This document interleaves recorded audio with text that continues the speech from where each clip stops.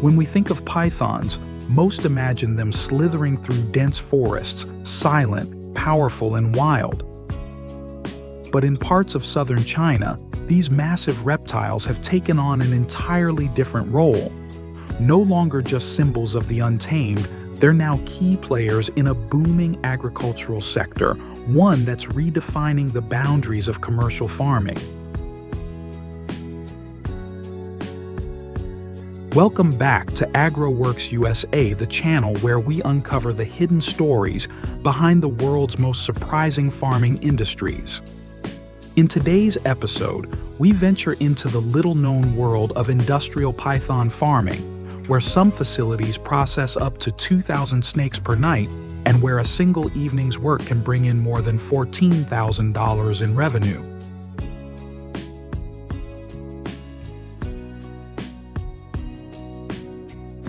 But this isn't just about numbers. From carefully controlled breeding environments to the manual precision of skinning techniques that preserve every valuable scale, the story of python farming is a blend of biology, economics, and craftsmanship. And behind the exotic leather and nutritious meat lies a system that raises important questions about sustainability and ethics. How did a cold-blooded predator become a high-value commodity? And what does this tell us about the future of farming in a rapidly changing world? If you care about what's on your plate and the stories behind it, stay with us. And don't forget to like, subscribe, and hit the bell to follow AgroWorks USA as we dig deeper into the unexpected.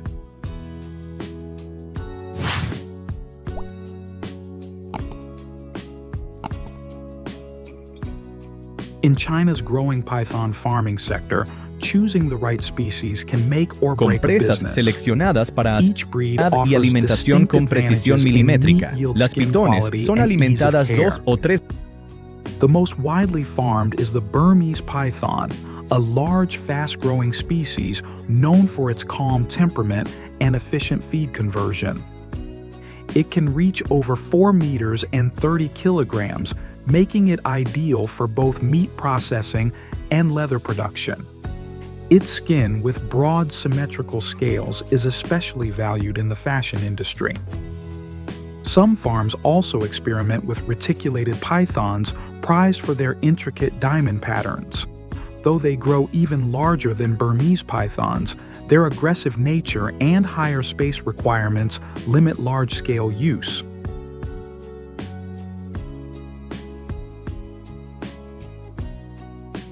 Meanwhile, the ball python is less common in meat production but popular in the pet trade due to its manageable size and striking color morphs.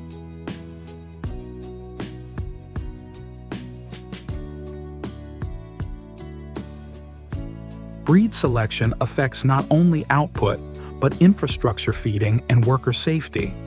In an industry where every scale and gram counts, the right genetic choice sets the foundation for sustainable and profitable python farming.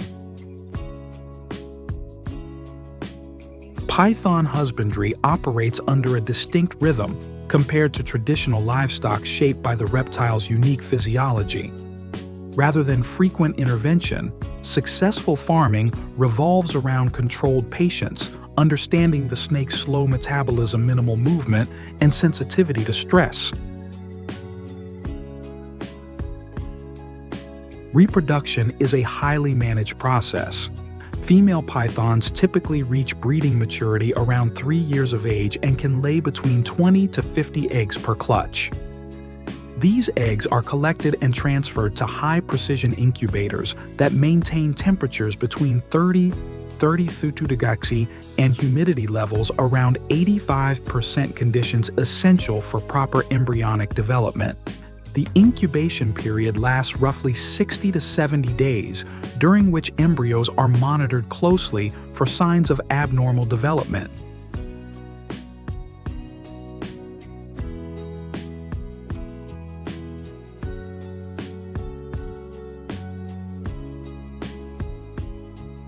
Toward the end of incubation farm, staff often perform a delicate procedure known as egg cutting, where a small incision is made in the eggshell to assist hatching. This technique helps ensure that weaker hatchlings can emerge safely, especially in large-scale operations where uniformity in development is key. When done properly, egg cutting does not harm the python and is widely used to reduce mortality.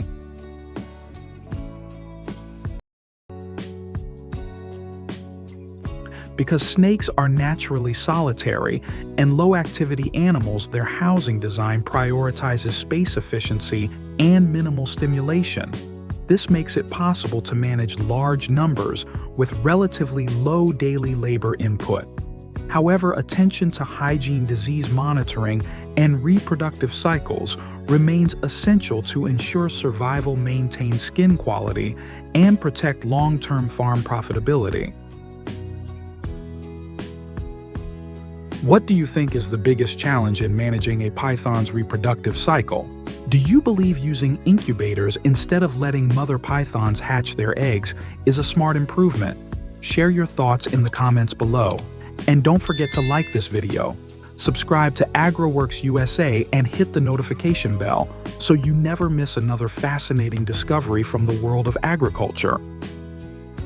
Python farming in China has evolved rapidly from small-scale operations to industrialized facilities, especially in provinces like Guangxi, Yunnan, and Guizhou. These regions offer ideal warm and humid climates for breeding, making them centers of large-scale reptile agriculture. Most farms operate within enclosed systems that maintain strict control over environmental conditions. Temperatures are regulated between 28 to 32 degrees, with humidity levels around 70 to 80%, simulating the python's native habitat. These factors are critical not only for overall health and growth, but also for producing high-quality, undamaged skins. Snakes are housed individually or in small groups in stacked enclosures across warehouse-scale buildings, often containing 30,000 to 50,000 pythons per site. Feeding occurs every 7 to 10 days with chicks mice or ground protein feed, while daily health checks are conducted to monitor shedding, weight gain, and signs of illness. Automated systems manage ventilation, misting, lighting, and waste drainage. However, handling and feeding remain semi-manual as pythons require careful, low-stress interactions to avoid injury to both the animal and the handler.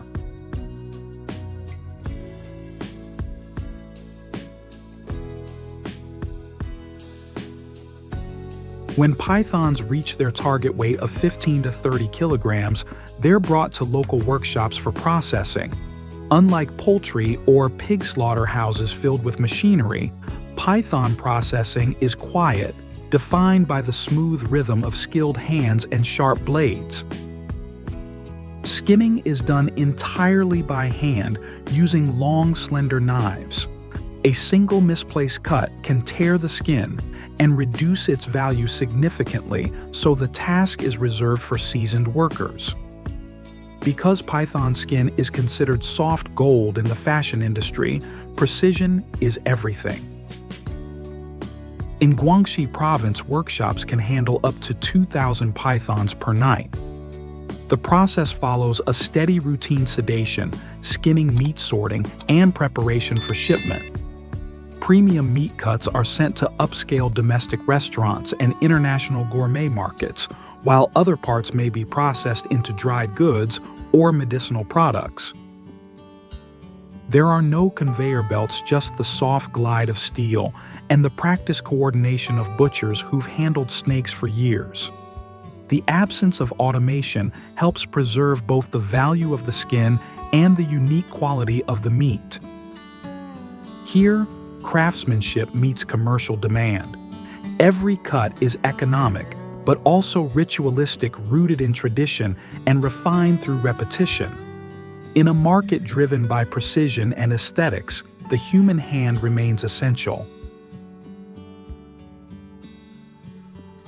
Once separated from the python's body with precise manual technique, The skin becomes more than a byproduct. It's a prized raw material known in fashion circles as soft gold. Its distinct pattern of scales varying in size and symmetry along the snake's body determines both its beauty and market value. The tanning process is meticulous. Skins are treated to preserve their flexibility and natural shine while preventing cracking or fading. Temperature, humidity, and chemical exposure must be strictly managed. Craftsmen take care to retain the integrity of the scale alignment as clean, symmetrical rows fetch the highest prices.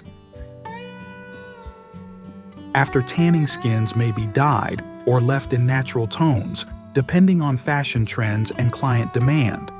They're then exported to elite fashion capitals like Italy, France, and Japan, or transformed domestically in China into high-end accessories, wallets, belts, handbags, jackets, and custom footwear.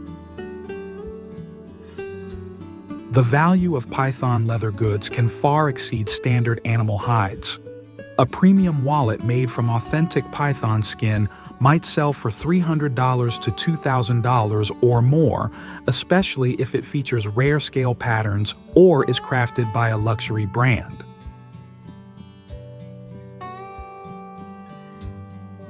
This sector blends tradition with precision, turning a cold-blooded reptile into a high-fashion icon. Yet behind the elegance lies a labor-intensive supply chain, from breeders and skinners to tanners and tailors, making every finished product a testament to craftsmanship and economic opportunity.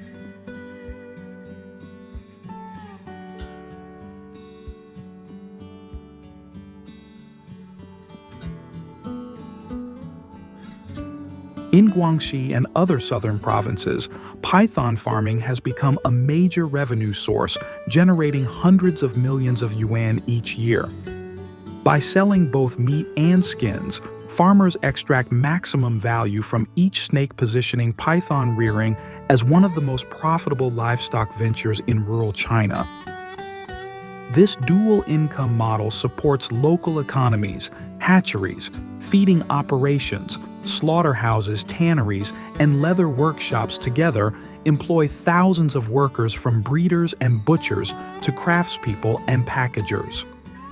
For many rural families, python farming offers stable wages, often exceeding regional averages, and reduces the need for urban migration.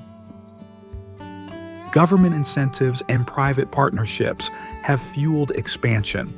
Farms secure better facilities and enter contracts with upscale restaurants and export distributors. Python meat, once a rare treat, now appears on high-end menus domestically and in specialized markets abroad.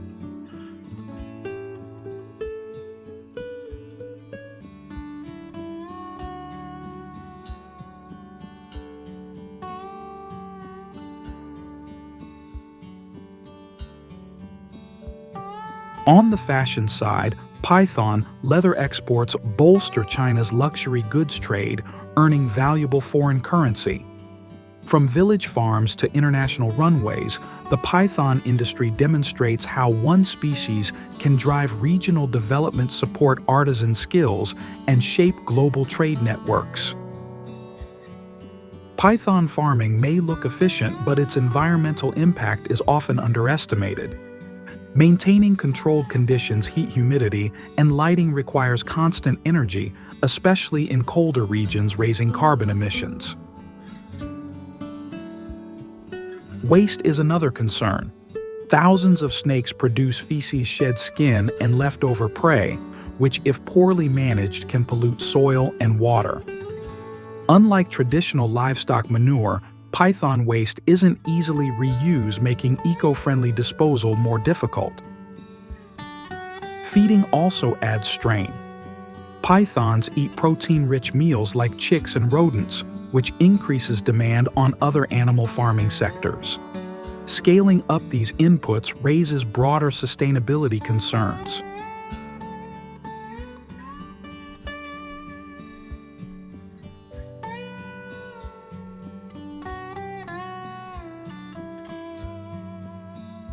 Some farms are built on cleared forest land, contributing to habitat loss and reduced biodiversity, especially in regions like Guangxi and Yunnan. While the industry offers economic benefits, its ecological costs are real. Without tighter regulations and greener practices like renewable energy and better waste handling, python farming could compromise long-term environmental health. Do you think python farming harms the environment? Type yes if you agree or share your opinion in the comments below. Your thoughts matter. We'd love to hear from you. Pythons, as cold-blooded reptiles, exhibit little outward emotion. They don't vocalize pain like mammals, making it easier for society to overlook their welfare. But silence does not equate to lack of suffering. In the python farming industry, questions around humane treatment remain largely unanswered. While most facilities emphasize cleanliness and efficiency, there are lingering concerns about slaughter methods. Unlike livestock such as pigs or cattle, reptiles are not covered by detailed welfare regulations in many countries. This legal gray area can lead to inhumane practices, intentional or not. Reports and undercover investigations have raised alarms about potential live skinning in unregulated facilities, prompting outrage from animal rights organizations. Even in standard operations, the lack of stunning or pain mitigation measures during slaughter raises ethical red flags. As python farming expands into a global industry, the ethical framework surrounding it must evolve. Standards for reptile welfare are urgently needed, not only for humane treatment, but also to ensure the industry gains legitimacy in the eyes of an increasingly conscious public.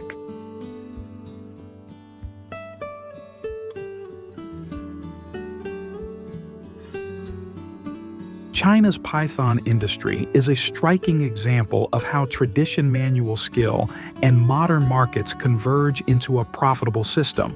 From high-protein meat to luxury leather goods, nearly every part of the snake is turned into value, fueling both domestic industry and international trade.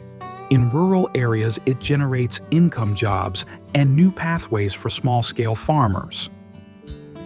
Yet the silent, slow-moving nature of pythons often keeps them out of ethical debates. They don't vocalize pain or express emotions like mammals.